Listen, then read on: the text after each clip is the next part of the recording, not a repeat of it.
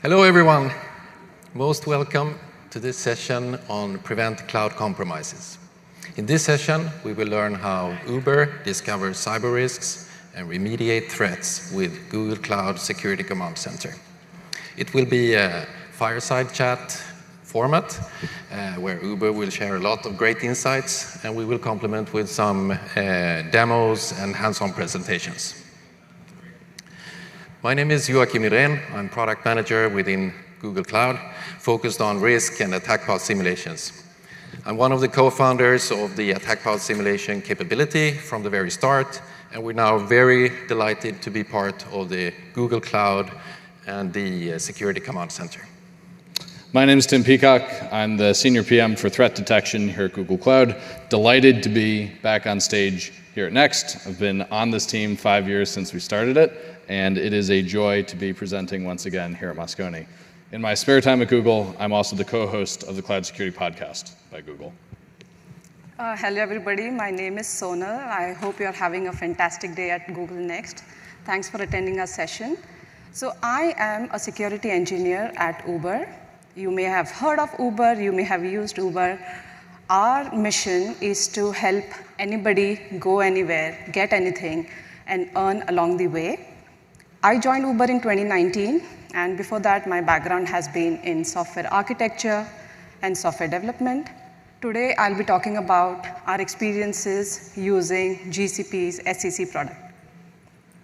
Michael? Thank you. Hi, folks. My name is Michael Sudakovitch. I'm also a security engineer on the cloud security team at Uber. Been with Uber for about 5 years. Previously, I have experience in both the red teaming and the blue teaming. And at Uber, I build security across the different cloud providers that we have. Back to you, Tim. So we have a content-rich session ahead of us, starting with Uber's Google Cloud journey and cloud security at Uber, then an overview of Security Command Center. From there, we move into the use cases, starting with posture management and vulnerability management with some nice automated flows, and then threats management with some real case examples or illustrative examples, and then the prioritization of findings and the why of the remediation, powered by the attack path simulations, ending up with key learnings and what's next for Uber. So let's jump into it. Starting with Uber's cloud journey. Over to you, Sonal. Now I know what you must be wondering. Why are we standing in terms of our heights? Probably not. So Uber started with GCP's cloud journey in 2017. To give you about a scale about what Uber is like, today we have more than 30,000 full-time employees. And in our GCP infrastructure, we have around 2,000 GCP projects. And to give you an idea of what kind of services we are running in GCP, so on Monday, I arrived in SFO. I live in Seattle. From SFO airport, I take Uber to go to my hotel. I become hungry. I go to Uber Eats, and I order something to eat. This demand and supply matching is what we call Uber fulfillment. And this is powered underneath by GCP's Spanner database. Another interesting use case, like me, you might be a fan of Indian food. Anybody like Indian food? Say you order this big Indian food order, you order mango lassi. Your order arrives, you go for the mango lassi, it's not there. What do? You might go to Uber Eats app, you go to the help section, you say missing item, you upload the picture, so on and so forth. When you're interacting with that app, what we call the Uber Eats support bot is behind the scenes, and it is again powered by GCP's Dialogflow. So just some examples of some of the key services we are running in GCP. Now, moving the lens to SEC, we started looking into SEC in 2019. We started looking into SHA as the vulnerability management tool. Then we shifted lens to SEC's standard offerings of security findings. Then we became SEC premium customer in 2021, 2022. So let's now, you are both key persons within security at Uber, and it would be great to get insights on what's your mission and how do you split your roles and responsibilities, etc. Yeah, so security is a fundamental pillar for Uber engineering.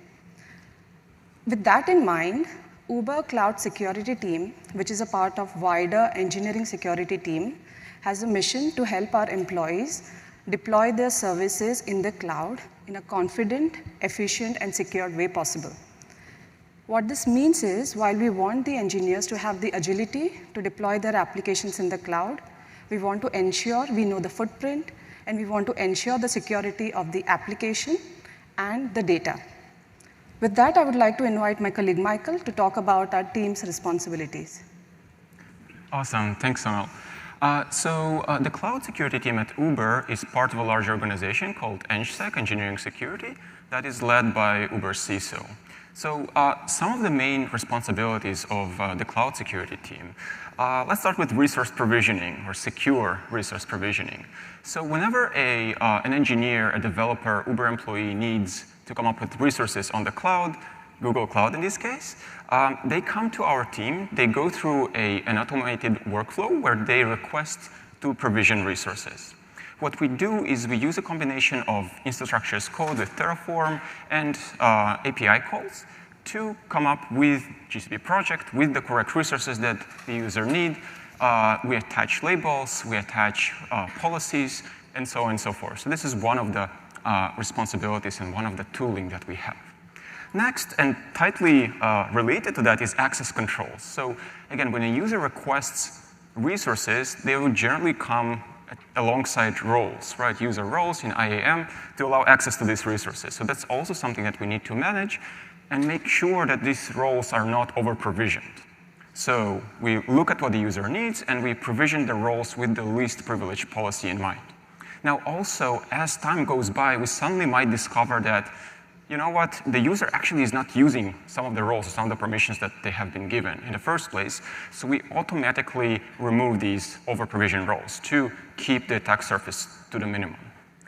Next is secure baselines and attack surface reduction. I already mentioned attack surface reduction example in terms of IAM, but also when it comes to GCP projects that are just sometimes left unused. So we delete them through interaction with the user because we don't want to keep unused projects. And secure baselines, we generally use GCP organizational policies just to come up with preventative controls, right? To make sure that users can't essentially do something that's potentially harmful. Next is vulnerability management, and we'll talk in depth about vulnerability management in a bit. In a nutshell, essentially we need to identify unsafe configurations or misconfigurations of GCP environments. And we have tooling that we built that we'll discuss in length. Next is threat monitoring, detection, and alerting. So unlike vulnerabilities, we need to monitor for active exploits that are going on.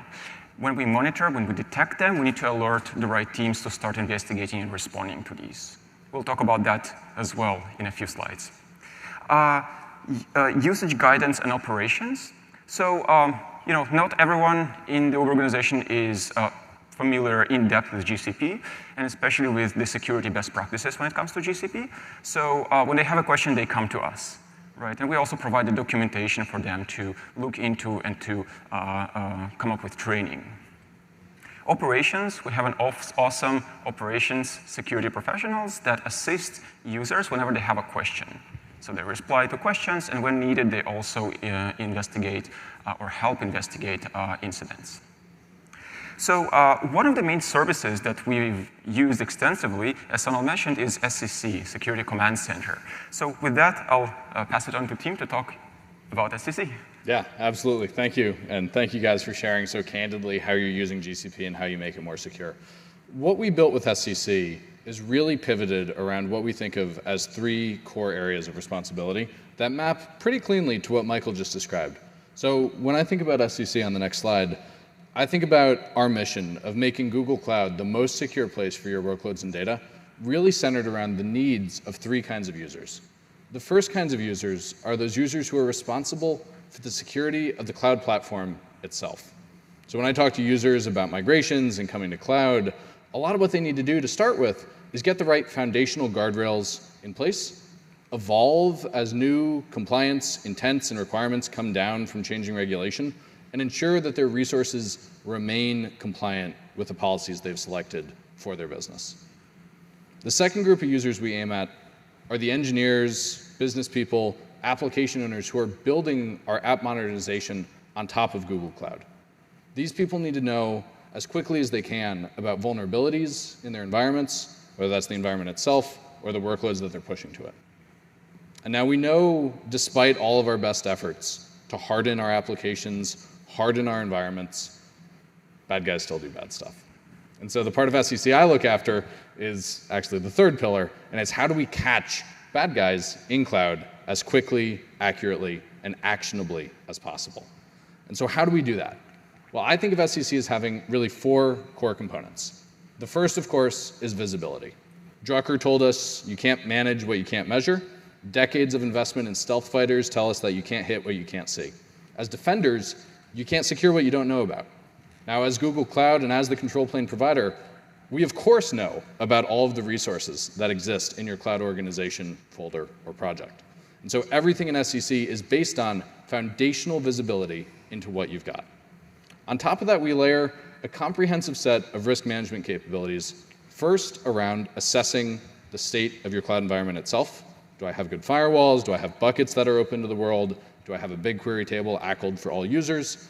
On top of that, we layer operating system, application, and web app vulnerability detection. We'll get deeper later on in a demo about how we go from organize all of that information into making it universally accessible and useful for your teams. On the right-hand side, we've launched multiple kinds of threat detection, some of which we announced here 4 years ago. It was a great demo. We'll do that demo again today. We've got runtime capabilities now for compute instances, and we've got runtime capability for Kubernetes as well. Finally, it's no good to protect your environment if you can't communicate to your auditors, your CISO, other people who care to understand whether you got it right or not. And so all of our ability to detect misconfiguration and report on it is also available, pivoted against leading compliance frameworks, leading industry standards, and available for export, so you can, as a security defender, easily report, yeah, we got it right, here's how we're trending over time. And so that's SEC in a nutshell. With that, back to you guys. Thanks, Tim. So now let's move into the use cases on how Uber uses SEC. And you shared in the beginning that it's about 2,000 projects, more than 30,000 users. So how do you manage your posture management and vulnerability management at this scale? Yeah, so at Uber, the cloud security team and the engineering team have shared ownership. So we are having the engineers build the application, and we want to have security measures on top of it. So what we do is the security team gets all the vulnerabilities in the cloud, and for us, it's the SEC SHA, Security Health Analytics, the source of truth for the vulnerabilities, and we create tickets for the engineering teams to fix. So what we do along the way is we try to enrich the vulnerabilities. We try to assign it to the right users, have the right ownership information. We give detailed runbooks on how to fix the vulnerabilities. We give SLA information on when they should be fixing. Also, if SHA is giving a lot of vulnerabilities to us, we also have a filter on top of the vulnerabilities of what is important to us right now based on the organization or business needs, and probably what is not important. So what we have done is we have automated the whole workflow, because if you can imagine, there are 2,000 projects, there are tons of vulnerabilities that may be arising for one reason or the other. We wanted to have a scalable solution, and that is what I'll be talking about next. So this is the solution we have put in place. It's a complete GCP native solution. What we do is, anytime SHA has a new vulnerability, it sends a PubSub message. For PubSub is the messaging queue. A subscriber to the PubSub is our cloud function. It is called an aggregator cloud function. So this cloud function is very targeted. It is for each vulnerability. So say there are multiple vulnerabilities happening at the same time, there will be an instance of cloud function spun up for each of those vulnerabilities. That is how we are scaling. Next, aggregator calls the enricher cloud function. So each of these enrichers have their own duties or responsibilities. One may have the ownership information. We have some logic going on for that. Other may have the SLA information. A third may have the run books or steps to fix the vulnerability information. Once we have enriched, updated this vulnerability information from what we got from SEC, we then store it into the GCP's NoSQL Firestore database. We then again send a message to our Uber on-prem service. It's called Continuous Monitoring Service. It is also our ticketing service, which is cloud agnostic. The cloud monitoring service reads this latest vulnerability from the Firestore database and creates a Jira ticket in this case for the teams to fix. So what you see here is a sample ticket, a sample Jira ticket that is created for a project. An owner is assigned. Again, there is a logic for how we determine the right owner because there are a lot of projects. We also give the resource link. So once you get this ticket, you can hit on the resource link, go to the right console area to see the details. This is a vulnerability for OpenRDP port. We also attach a runbook to it to tell users this is how you fix it. There is SLA information. And then how to contact our team in case they have ambiguities or need more clarification on this one. Another thing that we do that is important is, say the team member, the engineering team member goes ahead and fixes the vulnerability. We want an automated way to verify that the vulnerability has been fixed. So we have an automated way to put that verification in place so that once we verify, we can resolve the ticket and the engineering team is off the hook. So that's the end-to-end workflow. Thanks. I know this workflow is working out well for you, and that you also have set up very automated flows on the threat side. So over to you, Michael, for that part. Yeah, so when we talk about threat management, it's a bit different, right, from vulnerabilities. So Sonal mentioned, when we see vulnerabilities, we have SLAs assigned to vulnerabilities based on the severity and the risk associated with the vulnerability. And then we expect the resource owners to fix the vulnerability with our help. When it comes to exploits or threats, this is something where we don't really want to start using tickets and long SLAs. Instead, we need to pretty much react in real time. So we have a VSOC, Virtual Security Operations Center, that will ingest these alerts. So the way we really build this pipeline is quite similar, right? So again, from the Security Command Center, we use the continuous export functionality to send a pub/sub message to a subscriber. In this case, a subscriber is going to be Uber SIEM. Right? So from SIEM, it goes to SOAR, and essentially for SIEM, if you're interested, we're using Elastic, and for SOAR, we're using Phantom at the moment. So this goes into the, what we call SRI team, Security Response and Investigations team, through VSOC. Now, they receive alerts of actual threats, right, of actual exploits or potential exploits. We enrich these in real time as needed, and we also, as someone mentioned, we also apply some filtering as needed. So for example, if in case we detect a false positive in a particular project, right, we can filter that out. So this is how it works when it comes to actual threat detection, and the source of truth for us is ETD, Event Threat Detection, as well as the other modules such as VMTD, right, Virtual Machine Threat Detection, and so on and so forth. Back to you guys. Thanks. So let's now make this come to life even further with some example cases and some demos. First, the leaked credentials part. Yeah, so just a few examples of the actual threats, right, that can occur.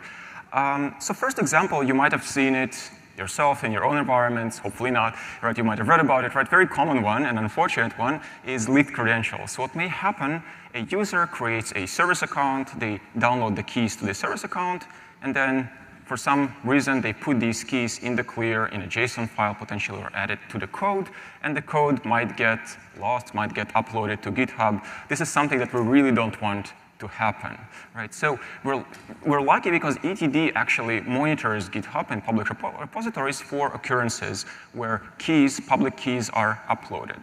So in this case, right, we're getting alerted right away through the pipeline that we saw earlier, and we can send it to our SOC team to start investigating. Now, usually, what would they do is, of course, they're going to rotate the secret or they're going to disable the service account, and they start looking through the logs to understand what has been done with this particular key or service account, right? Has it been accessed? Has it been used? And so on. And then for the next, Tim, you want to show us how it happens? I'd love to. Awesome. So seeing is believing, and one of the fun things about being the cloud provider is you get to integrate with people like GitHub, like GitLab, and as Google, we actually scan the whole internet every day looking for leak secrets as well. When we see them, they come into Security Command Center like any other finding, and I'm going to go into the JSON view here, not because I think people at 5 o'clock on a Wednesday want to read JSON, but to show you that we provide in context in SEC exactly what you'll get out when you set up the export. Because like they've illustrated here, we know users want to live in their SIM, and so we make it easy to understand what you're going to get when you pull this stuff out. So just as an example, we can scroll down, we can see what's in here. You can see exactly which key was leaked, what identity it is. We even tell you where you can go see it yourself if you don't believe us that it was leaked. So this is one example of how SEC protects identities. We'll talk about another one right now. Awesome. Thanks, Tim. Sonal, over to you. So if you believe we may or may not have prayed to demo gods, we may or may not have prayed to demo gods. Live demo is always a challenge, so kudos to Tim for get it working. The other one that we might be interested in is anytime a grant is given to, say, a dormant service account or a permission assigned out of the ordinary, we want to know about it.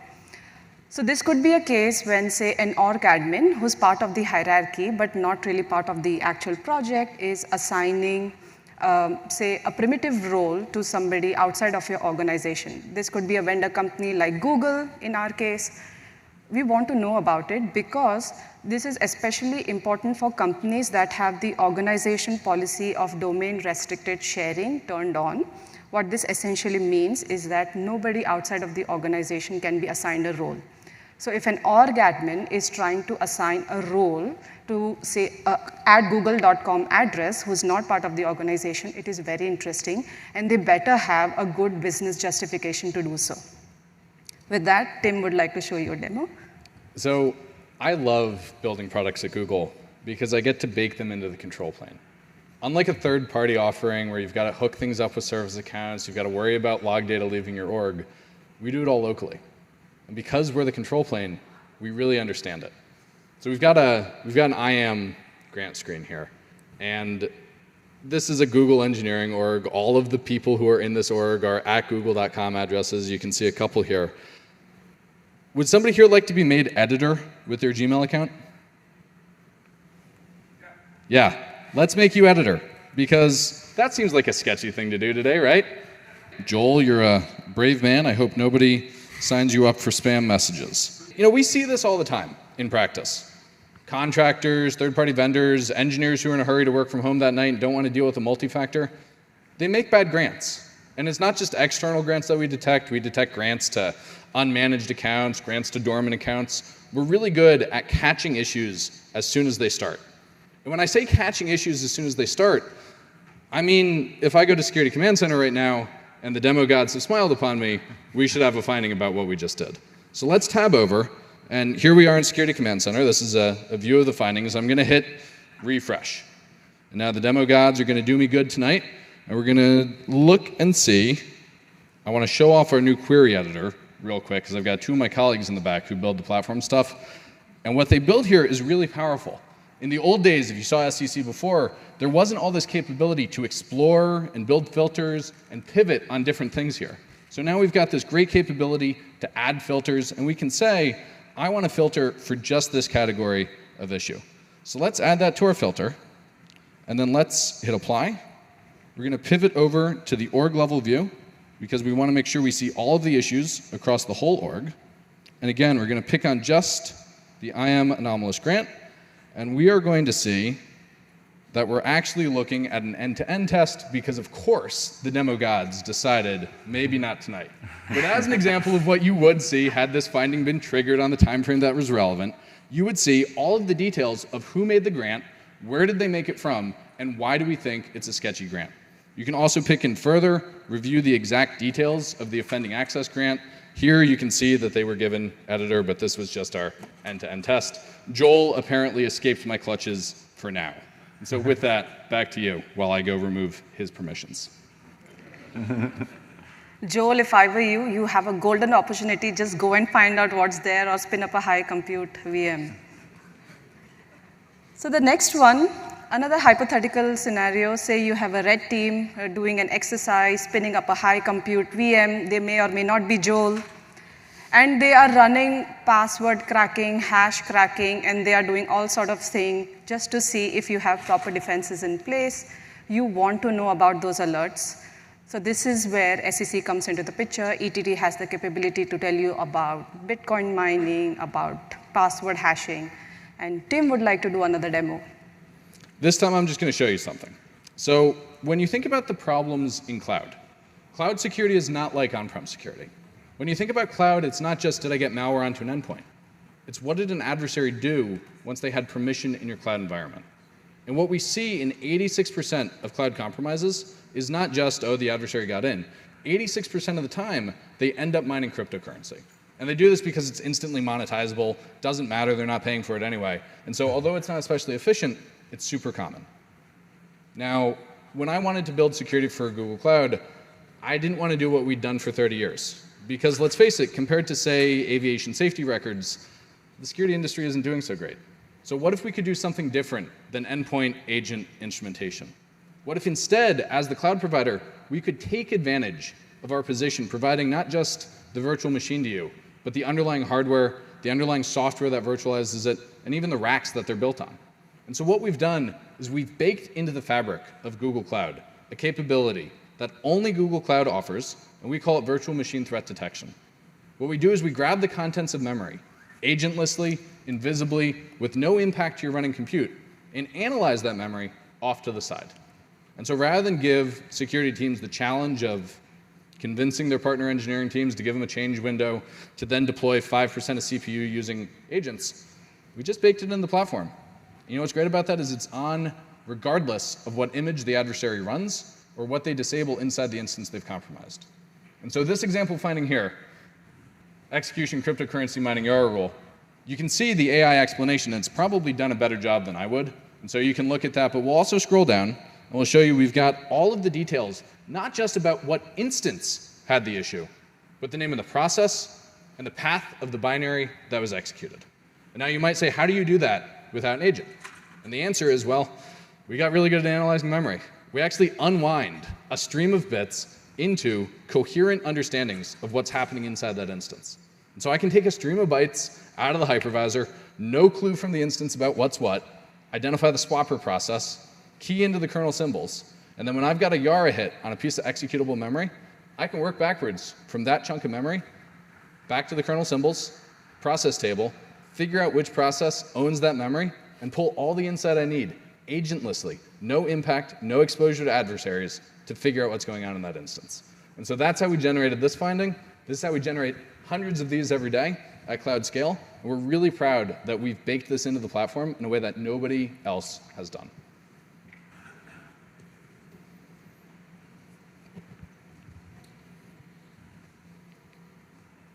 Oh, one more thing.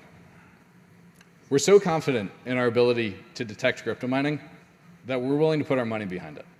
And so being the cloud provider, we don't want to just give you cloud, we want to share your fate.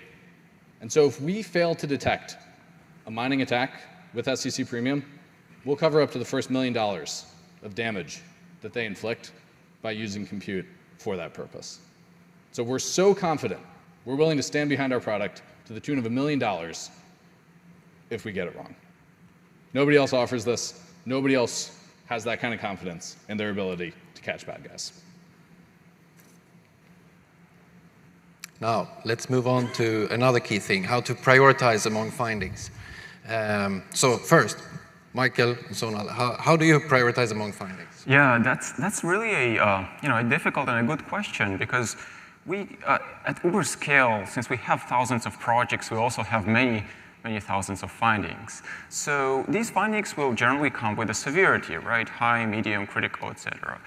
But what do we actually need to address first? Which one of the highs? Or maybe for some medium severities, because they apply to a particular resource that is very high value to us, maybe a PAI bucket with sensitive information, right? Maybe that one should be handled first. So how do we decide, right, which one to prioritize or which ones to prioritize?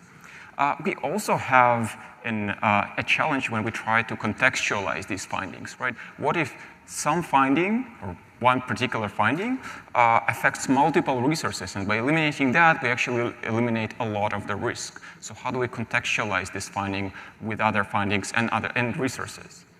As I mentioned, we need the capability to assign some sort of a value to our resources. Maybe we have a sensitive VM that we really need to keep running, right? Or as I mentioned, a bucket with sensitive information.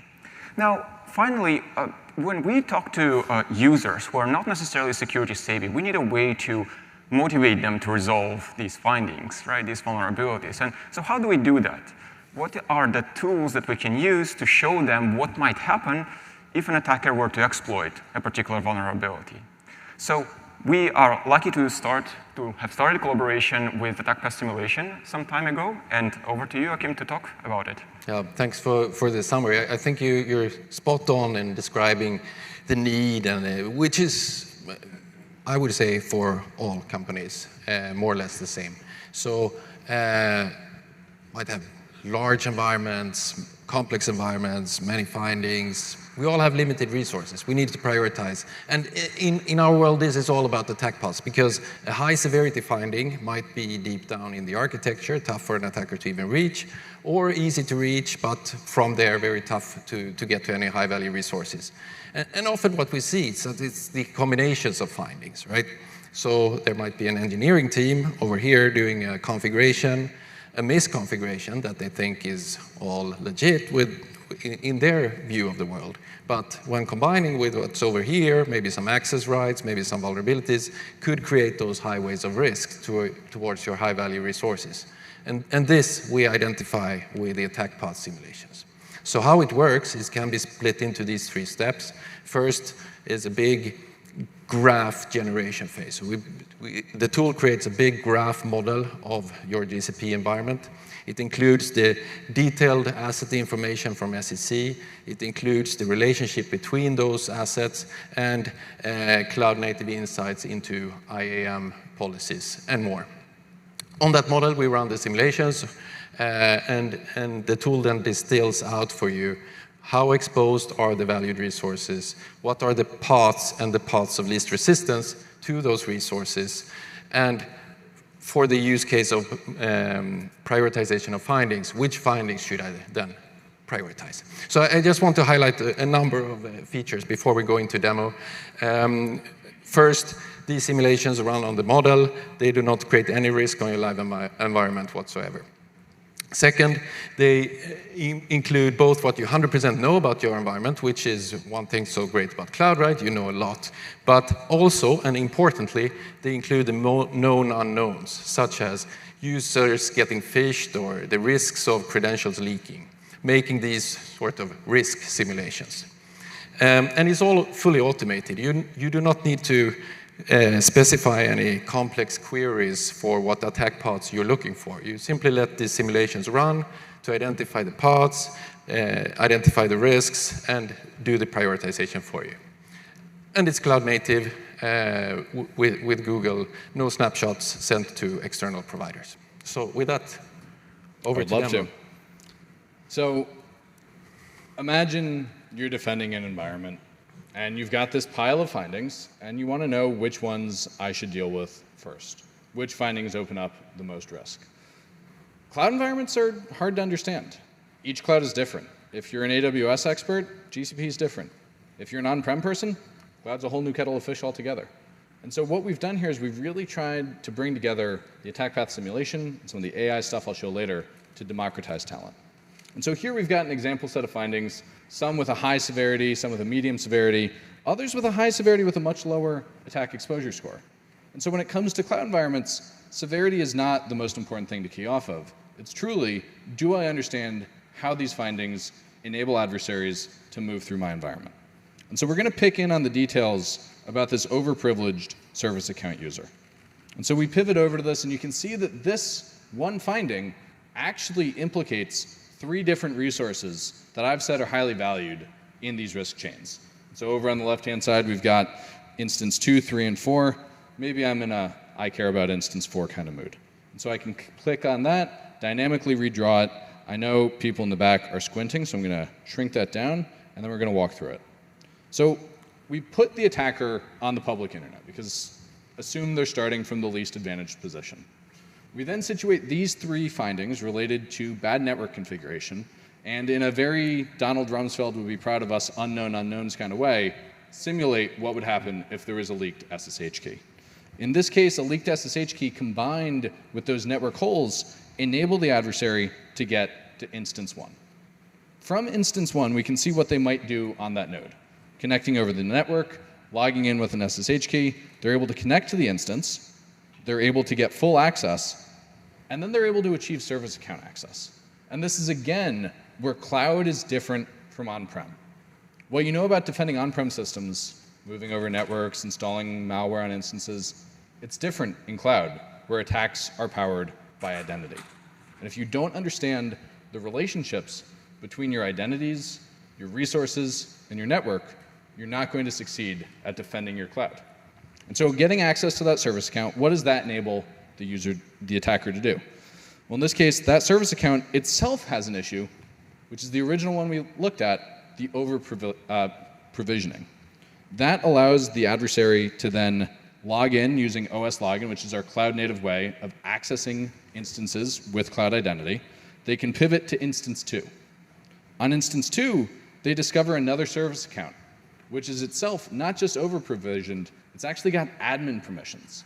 And what this service account would enable the adversary to do is not just access other things. They're actually able to change the network settings, change your environment, and with that, that's where we simulate here that they update the firewall, create a new rule with it, and then use the OS admin login to get to instance 4. And so you might say that that's kind of a far-fetched thing.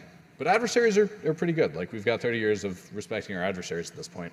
And what's great about this capability is that it understands Google Cloud and understands how you pivot specifically through Google Cloud rather than, say, a lowest common denominator solution that attempts to understand all clouds but can't possibly have the depth of expertise for our environments that we do.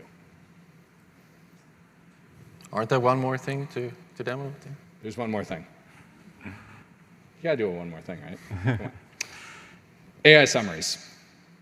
So attack paths are not easy to understand. It took me like 3 minutes to walk you through that. Imagine if you were a junior analyst or new to cloud. How would you figure out what this means? Well, with AI, we think about threats, toil, talent. This is where we're using AI to supplement talent. And so we generate in real time, particularized to your environment with your risks, an AI-generated summary. And so here you can see, it's actually a pretty decent summary that the AI spat out. An attacker can access instance 1 because it's got a public IP address. They can use the service account, which is overprivileged. They can pivot. They can get to instance 2, overprivileged again, update the firewalls, and get to instance 4. And this AI summary is generated locally. So this is Duet AI. You probably heard about that this week. What I love about this is we're not moving data to a third party. I'm not taking your vulnerability data as a third party and handing it to yet another third party. I'm keeping your data about Google Cloud and your weaknesses on Google Cloud inside that same geographic, technical, legal, trust boundary you've already established with us as your cloud provider and your security provider. So as you think about bringing third-party tools in, as you think about the third-party AI tools that they're bringing in, think about what that does to your trust model, and think about how you can take advantage of local AI to power your security response safely. Now I think I'm done. I think so too. All right, and that went through the why of remediation. So to summarize in a nutshell what the attack path simulations provide is an attack exposure score on guiding what to prioritize, attack path details, so you can dig into all of those details if you want to validate and to look into the why. And then you have the AI summary, so you can send to, for instance, that engineering team I described that made the configuration or the misconfiguration, on why is it so important to mitigate this misconfiguration. All right, so we've covered quite a lot of ground. So in the end here, Michael and Sonal, key learnings, and what's next? Yeah, thanks, guys. So we love the AI summaries, right? Imagine a person, right, and maybe an engineer, a new engineer to the ops team, not necessarily very security savvy just yet, or maybe not just GCP security savvy, right? They can just view a human readable summary of what happened or what might happen. And I spoke earlier about motivation, right? The problem of motivating resource owners to remediate their vulnerabilities. So, you know, if we're lucky, we can copy and paste this summary, automated AI summary, right, and say, this is why, right? This is why you want to remediate that finding. So I think this is awesome. We've seen it in action, and we will build automation to utilize this automated summary. So kind of looking back at what we discussed, a number of things, right? We need to keep up with attack and defense techniques. Of course, attackers develop. There's always new vulnerabilities that come out. Luckily, if we build automation on top of Google and services like SCC, we automatically benefit from them developing new detections, right? New detections come up, we read about them, we understand them, they already are ingested into our pipeline, and the treatment is the same, right? So I think this is an awesome functionality. I mentioned AI summary and the resolution. I don't know if you noticed, but AI summary also tells us how to remediate a finding, right? They provide the actual steps to remediate a finding. And then we mentioned vulnerability contextualization, right? Another problem that we see happens, right? We see a long list of vulnerabilities in SCC under findings, but we need to be able to relate between different findings, different vulnerabilities in different assets, and that's what we saw we can solve with the help of attack path simulation. So this is what we covered in a nutshell. Let's pass it on to Sonal to cover what we're going to work on in the future. Yeah, so looking forward, what we want to do, one of the first things we are going to look at is, one of the first of many things we are going to look at is how we extend our auto-remediation functionality. So there are vulnerabilities that are safe to auto-remediate, safe and secure to auto-remediate, where we do not need participation from engineering teams. So we would like to put more focus there and extend the capabilities. Next, we would like to also include dynamic risk scoring in the tickets that we generate. SCC has the capability now. We need to pull that capability and put into our ticketing information. Inventory management. So SCC does provide asset inventory. What we would like to do is we would like to get inventory outside of our GCP environment at Uber and say, oh, this particular team owns these many things, these many assets. You know, they are interesting to look at. Did anything happen to them? So, you know, just maintaining that inventory management system. Next is security data lake. We want to have all our security logs not just restricted to GCP, but outside of it as well, flowing into one direction so that we can have our AI models on top of it and learn from it. So those are some of the things that we are considering going forward.